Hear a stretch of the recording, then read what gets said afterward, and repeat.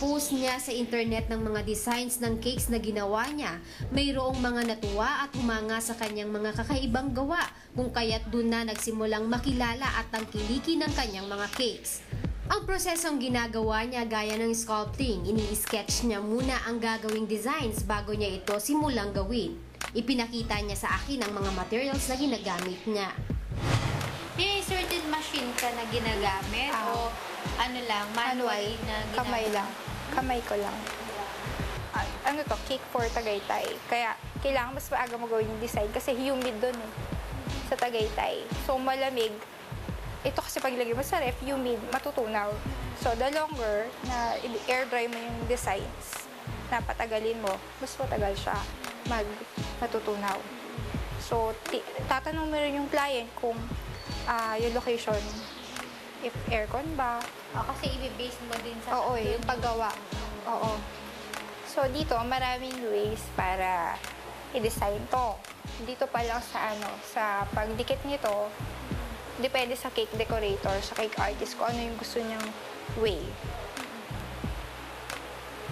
So, since gusto ko, malinis yung design, doon ako sa liquid form. Actually, ako before nag-start ako, wala akong gamit talaga. As in, baso lang yung gamit ko. As in, rolling pin ko baso for the designs. So, ako doon, nasanay na rin ako na kahit wala akong gamit, makapag-produce makakagawa ako. Pagka halimbawa gumagawa ka ng cake, kanyang katagal, ano yung nasa isip mo? Sa akin, enjoy. Ay, nag-music ka ba? Ay, oo. Kakanta ka? Ayan. Yung mga kasama ko sa bahay, ano sila, dahil nakikinggan ko maghapon. Pampatay daw, mga classical. Kasi kapag pinatugtong natin yung classical, kapag lahala na pag gumagawa ka ng ganyan, nakaka-focus siya eh. Nakaka-organize ng mind talaga. Pag stress naman, yung mga mellow piano, ganyan. Parang relax ka. Oo, relax. Yung tipong, yung humid din, nag-uulan, natutunaw, yun yung ginagamit ko para di ako matense. Pero pag isas na parang napu-frustrate ka, hindi mo magawa yung design mo according sa iniisip mo. Meron. Kapag hindi naiintindihan ng client na gusto pa rin nila yun, yung ganung design, yung weather natin maapektuhan, yun. Pero pag na-explain ko naman sa kanya, ginagawa na lang namin ng paraan. Meron bang instance na client nagreklamo, hindi siya na-satisfy? Yung client, ay meron. Hindi daw siya na-satisfy. Tapos, sinend niya sa akin yung picture. Pag send niya sa akin, tinanggal na pala yung designs. Hindi po, halimbawa, tinravel niya. Yung flower is, hindi ko alam kung paano niya ginawa. Kasi, merong proof kasi doon sa picture. Di ba, for example, ito, nalaglag yan, nahulog yan. Nung nilagay mo, nung pinicturean niya, kinain na siguro. Siguro nung pagtingin niya, nakain na. Ito sabi naman yan, nung sinabi ko na in-explain na gano'n, umano na siya. Way para mag-stay ka sa business at hindi ka ma-stress is be honest talaga. Sabihin mo kung ano yung totoo. If hindi mo kaya, sabihin mo kagad. Ang importante doon, in your meeting pa lang, all the details from the bottom to the top, nakalista yan. Meron para sa kanya, meron para sa'yo. Para at least, if ever, kahit anong mangyari is, ayun. Tapos if ever, satisfied. Oo, satisfied kami.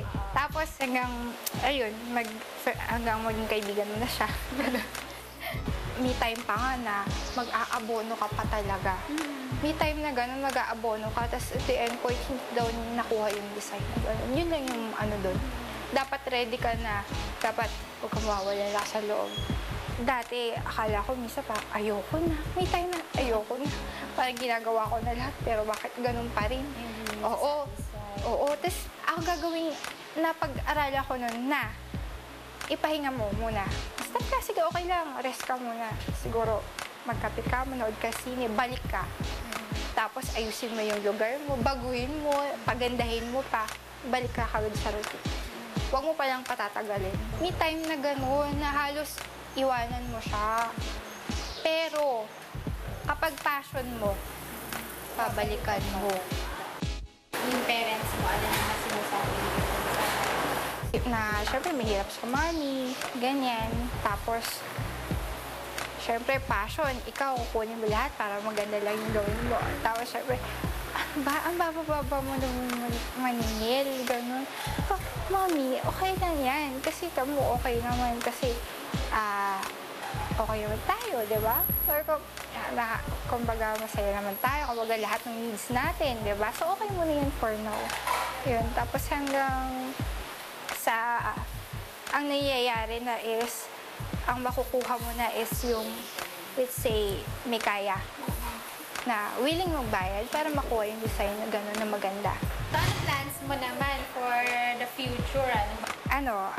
Usually when I decide, I start with prayers kasi. So, pag nagdasal ka, pag nagdadasal ako, sabihin ko, Lord, kasi, di ba, nagaling tayo sa ganito. Siyempre, kausapin mo si Lord. Tapos, mararamdaman mo na may sasabihin na magsalita siya sa'yo na kapag good deeds, kapag maganda yung nasa loob mo, kahit hindi ka ng effort, basta gusto mo yung gawin, tutulungan ka niya. Oo, basta maganda yung hangarin. So, ano yung tipong gusto mo pang matutunan? Madami. Oo. Bawa. Makapag-produce ako kasi mahal na yung mga cakes ngayon, sobra. Ang makakabili talaga ngayon is talaga yung may kaya. Yung makapag-produce ako ng let's say, sa sarili ko, from scratch, kahit ako yung gumawa, na kahit yung mga medyo may low budget, yung magkaroon ng magandang cakes na katulad niya. So, yun. So, nag-start na ako doon na gawin yun, na makapagbigay na ako ng mababa pero maganda na designs.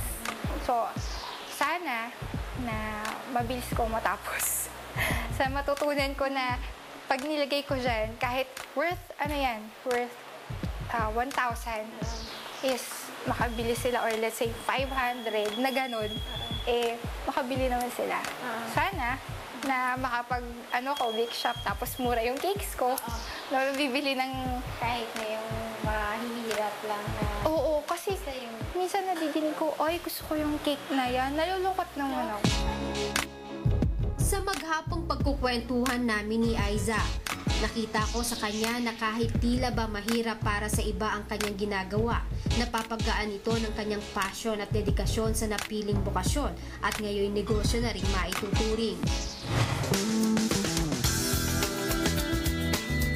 Mahirap gumawa ng cake, pero kung nag-enjoy ka, it's not about the money, it's about what you give for everyone. It's about sharing your talents. And of course, kailangan samahan mo to ng prayers. With prayers, everything will turn out good. Good afternoon, I'm Isa Cruz. Sana po marami kayong natutunan ngayon sa segment natin. Ayan, nakita natin kung paano ginagawa ni Aiza yung kanyang trabaho. Kailangan talaga merong passion sa ginagawa para kahit mabigat, kahit nakakapagod, nag-e-enjoy pa rin sa ginagawa. At higit sa lahat, yung honesty at pagtatapat dun sa mga kliyente, yung magandang rapport sa kliyente ay ma-maintain para laging bumalik ang mga kliyente. Sana minsan makagawa ka ng sarili kong cake. Hindi ko alam kung kailan.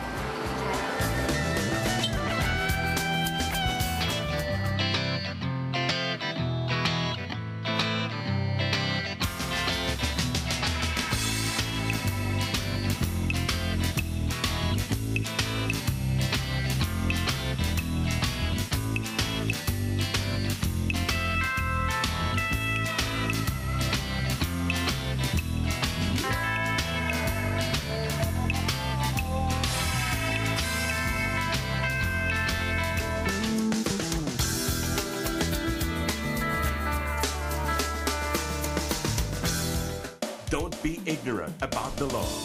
Know and defend your rights. Law Profile. Coming up next.